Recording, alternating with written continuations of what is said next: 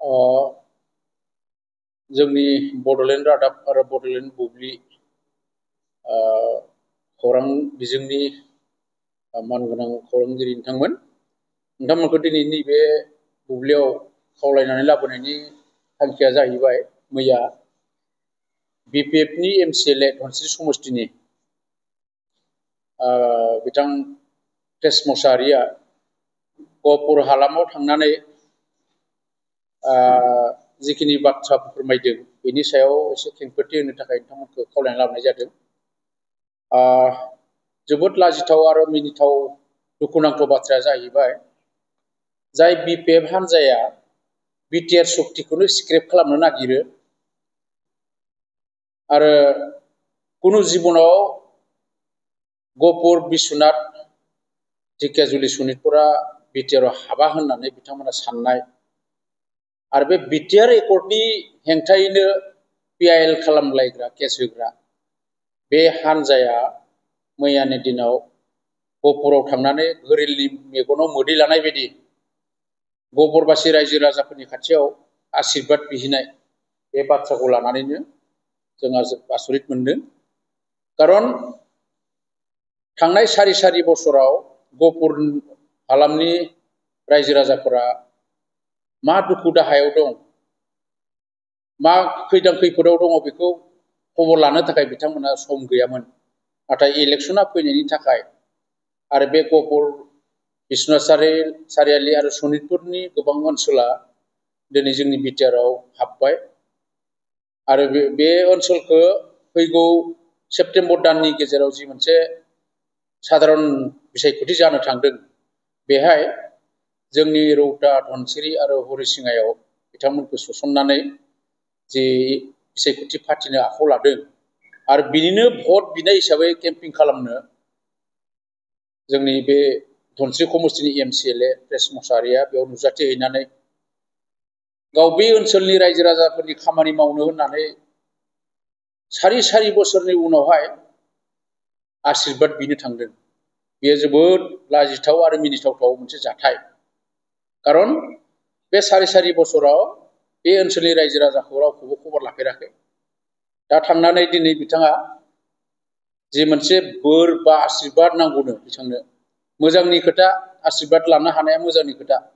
खिन्थु बिथांमोन बायदि मानसिनो बे ओनसोलनि रायजो राजाफोरा आशीर्बाद होथावना जि मोनसे सम बे दिनै जायाखै। दिनै बिथांमोनखौ बे ओनसोलनि रायजो राजाफोरा मुगैनांगोन। खारन बिथांमोना बे ओनसोलनि मोजांखौ लुबैयाखै। 2020नि जि मोनसे BTR शक्ति बे शक्तिनि एगेन्स्टैसो बिथांमोना केस होदों आरो बे ओनसोलखौ मालाबाबो BTRआव हाबा होननानै बिथांमोना उल्थायै बाथ्रा बुंबोबाय थानाय आरो बिथांमोन बायदि मानसिया दिनै बे ओनसोलाव थांनानै आशीर्बाद बिहैनाया जोबोद लाजिथाव जादों। आरो जाय माबाया टेस मोसाहारि बिथाङा आशीर्बाद बिदों मोजांनि खोथा आरो बिथाङा बे गहपुर ओनसोलनि हालामनि जौगाथायनि थाखाय बाथ्रा बुंदों मोजांनि खोथा। BTC ओनसोलजों कम्पेयार खालामना बुंदों बे ओनसोला जोबोद गोग्लैसोनाय लामा सामा होनना। थिगानो दङ। नाथाय मोनसे सोंलुआ बेसो जाय टेस मोसाहारिया दिनै सारि बोसोर MCLA जाबाय, बिथाङा दिनैनि दिनाव गहपुर बिश्वनाथ सारियाली बे ओनसोलनि बयनिख्रुइ धोनि सासे बेक्ति। बिथाङा ना साहा बागानानो गैया ना माबा मोनसे बिथाङा गिदिर बिजनेसआनो गैया। जों मिन्थिनायाव बिथाङा गोबां साहा बागान दङ आरो जोंनि बे अदालगुरियाव बिथाङा थानानै जों नुनो मोनदों बियो जोंनि अदालगुरि ओनसोलनि बयनिख्रुइबो धोनि बेक्ति। जों बेखौसो सोमोनाङो। बिथाङा जुदि जातिखौ बिराद मोजां मोनग्रा, गहपुर ओनसोलनि रायजो राजाफोरखौबो जुदि अनसायग्राबा बे सारि बोसोराव बोरै इसिबां कौटिपति जाखो बेखौ जों साननो गोनां जायो। खारन बिथाङा थांनाय 30 बोसोर बर' हारिनि थाखाय खामानि मावनो ओंखारबोदों होननानै बुंदों। नंगौ, ओंखारबोदों आरो खामानि मावदों, बिनि थाखायबो बिथांखौ जों साबायखर होदों। नाथाय बिथाङा बे 30 बोसोरनि गेजेराव जिखिनि हारिनि नाम लानानै थाखा फैसा खामायबाय बेसो जोंहा बिराद साननो गोनां। आरो बेबायदि बेक्तिया माबोरैहाय गहपुर हालामनि रायजो राजाफोरनि दुखु दाहाखौ मिन्थिनो बिलाय। दिनै खुगायाव बुंदों बे गहपुर हालामनि रायजो राजाफोरनि दुखु दाहानि खोथाखौ आरो बिदि बुंनानै बिथाङा दिनै गहपुर हालामनि रायजो राजाफोरखौ मोनसे मिसलिड खालामनो नागिरदों आरो बेनिखायनो गहपुर हालामनि रायजो राजाफोरा सिनायनाया मोजां जे बिथाङा जे बर' हारिनि थाखाय मोजां सिन्था खालामा बर' समाजनि थाखाय मोजां सिन्था खालामा बेफोरनो मोनसे उदाहरन खारन इसिबां गेदेर आन्दलन खालामनाय मानसिया बोरै सारि सारि बोसोर कौटिपति जानो हाखो हारि दानायनि नामाव बिथाङा बबेथिंनिफ्रा माबा मोनसे जाख्ल'आखैथ' जोंहा सोंलु बेबायदि हाजार हाजार सोमावसारारि बिथांमोन दङ बिथांमोनाथ' बेबायदि माहाजोन जायाखै बेबायदि धोनि नङा এই गतिके बिथाङा जेसेबांखि माने बुङा मानो बिथाङा गहपुर हालामनि रायजो राजाफोरखौ अननो रोङा बिथाङा राजनितिक भाबै बिसायख'थियाव देरहानो थाखायसो दिनै बेहाय थांदों आरो बेजों गहपुर हालामनि रायजो राजाफोरा मालाबाबो मोजां जानाय नङा बेनिखायनो गहपुर हालामनि रायजो राजाफोरखौ जों खावलायदों मानसिखौ सिनायनाया मोजां बेबादि व्यक्तिजों मालाबाबो जोंनि बे ओनसोलनि बे हारिनि जौगाथाय जानाय नङा बेखायनो जों एसे सिनायनाया मोजां जागोन दा बेखायनो बिथाङा बारे बारे बुंदों हाग्रामा महिलारि बिथाङा सिफ जागोन होननानै बुंदों सरकार फैगोन होनना बुंदों दिनै बिथांमोननि अबस्थाया जोबोद गाज्रि एक नाम्बाराव प्रेस मोसाहारिनि धनस्रि समष्टियाव दिनैनि दिनाव जों बुंगोन बिथाङा भुलावबो देरहानो हानाय नंलिया थांनाय बाराव देरहानायखौ लानानै बिथाङा मोनसे खोब इन्टारेस्टआव दङ मोनसे फुर्तियाव दङ बे जाबाय थांनाय बाराव प्रमोद बर' आरो गबिन्द बसुमतारीखौ नन बड'नि हा सेना लागोन नन बड'खौ होखारगोन होननानै बुंनानै सानैसो नन बड'फोरखौ मोनसे सन्देश होनानै बिथांमोननिफ्राय भट मोननानै देरहादोंमोन नाथाय दिनै नुबाय प्रमोद बर'नि जि मोनसे खामानि मावनाय 35 लाख बिटिसि बाखि रायजो राजाफोरनि बयबो हारिनि जौगानायनि थाखाय राव थुनलाइ हारिमु जौगानायनि थाखाय जिखिनि मिशन भिजन लानानै खामानि मावदों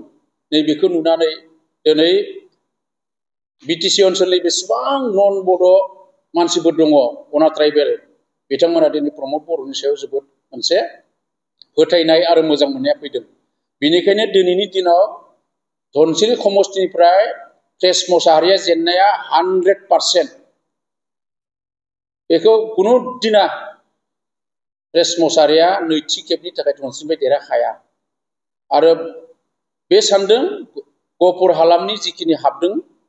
धनसिरि समष्टियाव बेखिनिखौ लानानै बिथाङा देरहानो थाखाय नेरानेफोरा नाजानाय बेखौ दिनै जों हमनो हादों नाथाय जों बुंगोन दिनैनि दिनाव बिथाङा बे ओनसोलाव भट मोननाय नंला आरो देरहानाय नंला बेनिफ्राय थांनाय चरण बर'नि खोथाखौ बुंदों जे धनसिरि समष्टिनिफ्राय एमएलए आव चरण बर'आ देरहालांदों होननानै भाग्य मोजां कंग्रेसखौ फोथायखोबस' खालामनानै थांनाय बाराव चरण बर'आ देरहादों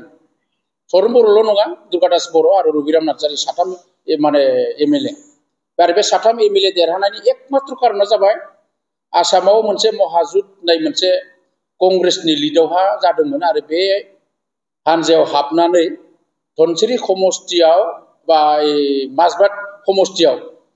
जेसेबांखिनि इउडिएफ आरो कंग्रेसनि भट मोननानै चरण बर'आ खुनुरुखुम देरहादों कालाइगावआवबो बेनो दुर्गादास बर'आ महाजुथनि शक्तिजों देरहादों रबिराम नार्जारिया वेस्ट क'क्राझारनिफ्राय जेराव ट्राइबेलनिख्रुइबो बारा मुस्लिम भट दङ बे जायगायाव बेखौ लानानै देरहादों एबाराव लिरनानै होगोन चरण बर'आबो देरहाया कुनु जुक्ति गैया देरहानायनि माने दुर्गादास बर'आबो देरहाया रबिराम नार्जारियाबो देरहाया एबाराव नैबे एमएलए आव बिपिएफआ नील मारिगोन बिटिसिआव बिथांमोना जेसेबांखि बाब्राबा दिनैनि दिनाव मोनसेबो समष्टि बिपिएफआ देरहानो हागोननि माबा गैया कारन थांनाय बाराव 10टायाव मोनसेल' देरहाखादों उदालगुरि माबायावहाय जिल्लायाव आरो बिनिनो बे प्रेस मोसाहारिया धनसिरि समष्टिनिफ्राय देरहादों दिनैनि दिनाव प्रेस मोसाहारिनि समष्टिया जोबोद माने दुर्बल बिपिएफनि अबस्थाया कारन बिथांमोनजों दिनै नन बर' गैया आरो बर'फोरा दिनै बिटिसिखौनो स्क्रेप खालामनो नागिरो बेखौ लानानै दिनै गहपुर ओनसोलनि रायजो राजाफोरा माबोरैहाय बिपिएफनो भट होनो जाय बिपिएफआ गहपुर सनितपुर बिश्वनाथ सारियालिखौ बिटिआर आव हाबनायखौ मालाबाबो लुबैयाखैमोन आरो भुलावनो बे ओनसोलनि रायजो राजाफोरा जुदि बिपिएफखौ देरहाहोयोब्ला बिपिएफनि जुदि सरकार फैमारोब्ला बिथांमोननि मोनसे गिदिर थांखिया जाहैबाय बिटिआरखौ स्क्रिप्ट खालामनानै बिटिएडि खालामफिननाय आरो बिटिएडि खालामोब्ला सनितपुर गहपुर बिश्वनाथ सारियालिया बिटिसिनि बाहेरायाव ओंखारफिनलांनांगोन अब्ला बेबायदि पार्टिनो बे ओनसोलनि रायजो राजाफ्रा बबे जुक्तियाव बिपिएफनो भट होनो बेनिखायनो बिथांमोना फैगोन दिनाव माने देरहानायनि जेबो माबा गैया आरो हाग्रामाया सरकाराव फैया खारन दिनैनि दिनाव बिटिसि ओनसोलाव हाग्रामानि अबस्थाया जोबोद गाज्रि हाग्रामायाव जेसेबांखिनि माने गिदिर गिदिर दैदेनगिरि जायफोरा हाग्रामानि बे बिपिएफखौ दैदेनबोदोंमोन चन्दन ब्रह्म खाम्फा बरगयारि हितेश बसुमतारीमोन बायदि आरो गोबां दैदेनगिरिफोरा दिनै बिपिएफ नागारजोब्बाय इउपिपिएल आव फैबाय आरो दिनै प्रमद बर'खौ साख्रि होनो हाया जेबो होनो हाया होनना बुंदोंमोन नाथाय दिनै प्रमद बर'आ बिना फैसा गावबा गावनि क्वालिटि गोरों क्वालिटि टेलेन्टखौ लानानै जायफोरा टेलेन्ट दङ बिथांमोना दिनै फ्रि साख्रि मोननो हादों आरो बेनिफ्राय दिनै बिटिआरनि गासै रायजो राजाफोरा दिनै गासैबो दिनै बुंनो हमदों देखसाखै प्रमद बर'आ निका आरो स्वच्छ मोनसे इन्टारभिउ फाथिनानै बिटिसिनि जायफोर आनइमप्लयड बिथांमोनखौ साख्रि होदों आरो बेनिखायनो दिनै बिटिसिबासि रायजो राजाफोरा अनलि इउपिपिएलनि फारसे दङ आरो बे हिसाबैनो दिनै बिथांमोना जेसेबांखि गोदान जायगायाव थांनानै जेरै गहपुर बिश्वनाथ सारियालि बा सनितपुरावहाय थांनाय 17 बोसोराव जेरै बिटिसि बाखि रायजो राजाखौ थगायनो हादोंमोन एबारावबो बे ओनसोलनि रायजो राजाफोरखौ थगायनो हागोन होननानै बिथांमोना बेयाव माने नुजाहैदों नाथाय आं फोथायो गहपुर बिश्वनाथ सारियालि सनितपुरनि रायजो राजाफ्रा एसेबां बुरबक नङा बिथांमोननि बुंनायाव रावबो दोरोदा रावबो सापर्ट खालामा बेनिखायनो बिथांमोननि बे सिकारा फेलें जागोन आरो आं खावलायगोन आंनिफ्राय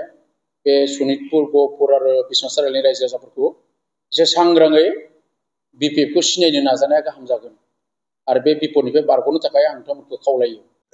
प्रेस मसाहारि बिथाङा फंसे बाथ्रा बुंबावदों जे दा गोदानै बे ओनसोलनि सार्कोल अफिस भिसिडिसि अफिस बायदिसिना अफिसनि खामानिखौ बिथाङा मावगोन होननानै माने खोथा होदों किन्तु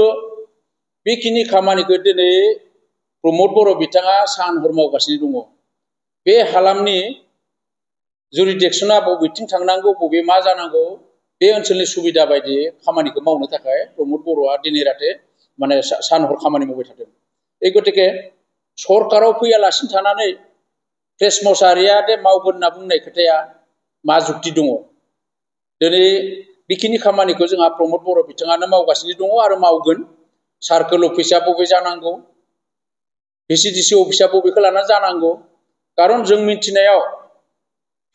बे गहपुर बिश्वनाथ सारियालि सनितपुरनिफ्राय आरो गोबां गामिया जोंनि बे बिटिआरआव हाबबावगोन आरो बे गासैखौबो लानानै जोंनि बे ओनसोलाव जिहेतु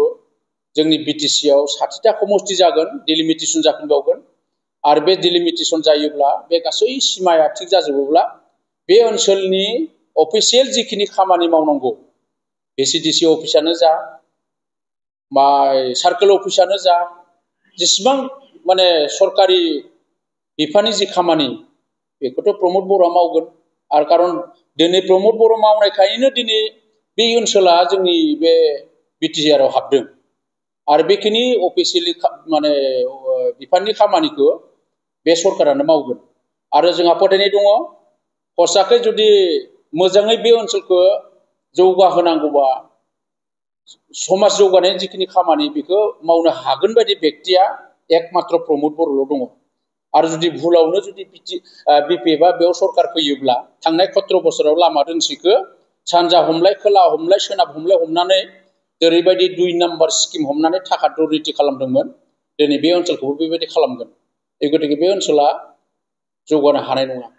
बिथाङा जेसेबांखि बुङा मानो बिखाफोर दाननानै 1 नाम्बाराव बिपिएफआ सरकाराव फैया 2 नाम्बाराव प्रेस मोसाहारिया नैथि खेबनि थाखाय एमसिएलए जानो हाया एकरिके बे बोरै मावनो हानो बेखौ मावगोना एकमात्र प्रमद बर'आनो मावगोन खारन प्रमद बर'नि सरकार फैनाया 100आव 100% आरो बे हिसाबै बेखौ मावगोना प्रमद बर'आनो मावगोन बे माने बे मिशनाव बे गहपुर बिश्वनाथ सारिआलि सनितपुर मिशनाव बिपिएफनि मिशनाव जोंनि बारग' मिनिस्टार रिहन दैमारि बिथांखौबो जोङो नुनो मोनदों बिथाङाथ' बुंनो थांब्ला थांनाय 20-21 बोसोर एमएलए जानानै अदालगुरिखौ जिखिनि कारापसन खालामबाय जिखिनि सुसिबाय आरो गोदानै सुसिनो हागोन नामा बेखौ नाजाबाय थानाय नुदों नाथाय बिथांखौ सिनायनो बाखि गैला अदालगुरिबासि रायजो राजाफोरा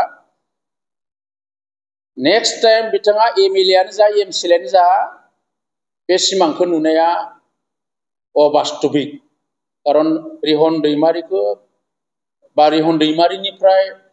जोंनि समाजा जोंनि ओनसोला माबा मोनसे मोनबावगोन बिथाङा माबा मोनसे होगोन होननानै साननो हानाय कुनु जुक्ति गैला खारन थांनाय 20 बोसोर नुखाबाय बिथाङा जेबो मावनो हायाखै जेबो जायाखै आरो बेखौ नुनानै गोदानै माबा मोनसे गोदान मिजिं गोदान आसाजों रिहन दैमारिनि सायाव जेबो आसा खालामनो हाया आरो बेखिनि गियाना जोंनि बे अदालगुरि ओनसोलनि रायजो राजाफ्रा बयबो सिनायो बयबो मिथिखायो बेनिखायनो रिहन दैमारिया दिनै माने बेसेन गैयि माने इनभेलिड जानाय सासे पलिटिशियान बिथांखौ लानानै गोदानै बर' जाति बर' ओनसोला जेबो आसा खालामजालिया बिथाङा जिखिनि मिशनाव बाहागो लादों बे बाहागो लानानैबो जेबो लाब खालामनो हाया